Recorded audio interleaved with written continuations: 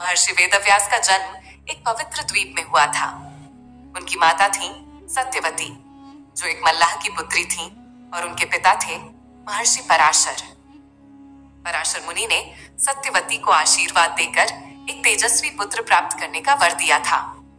तभी उस द्वीप में वेदव्यास का जन्म हुआ और उन्हें द्वैपायन भी कहा गया, जिसका अर्थ है द्वीप में जन्मा। उनका रंग कृष्ण वर्ण था। जन्म के तुरंत बाद माता सत्यवती ने बालक वेदव्यास को पराशर मुनि को सौंप दिया। पराशर मुनि ने उसे आशीर्वाद देकर शिक्षा देना शुरू किया।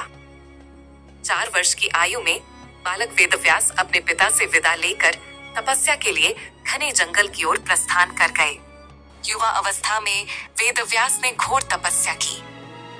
वे एकांत जंगल में बैठकर ध्यान, योग और वेदों का अध्ययन करते रहे। 30 वर्ष की आयु में जब उनके सिर पर ताम्रवर्ण जटाएं थीं, शरीर कृष्ण वर्ण था, तब वे एक पूर्ण ऋषि बन चुके थे।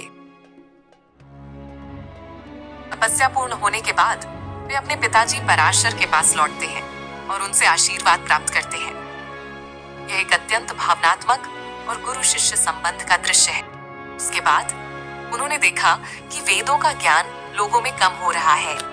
तब उन्होंने 4 वेदों ऋग्वेद, यजुर्वेद, सामवेद और अथर्ववेद को विभाजित किया और अपने शिष्यों को सौंपा।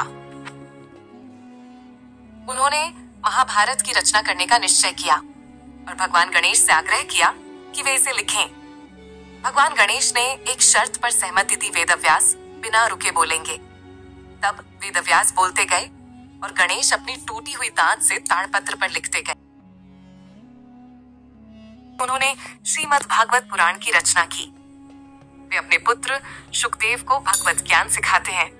अपने जीवन के अंतिम काल में वे सब कुछ छोड़कर हिमालय की ओर प्रस्थान करते हैं। बर्फ से ढके पर्वतों के बीच वे अलोप हो जाते हैं। अभी भी विभिन्न ग्रंथों के अनुसार वेदव्यास जी जीवित हैं और वे 8 चिरंजीवियों में से एक हैं।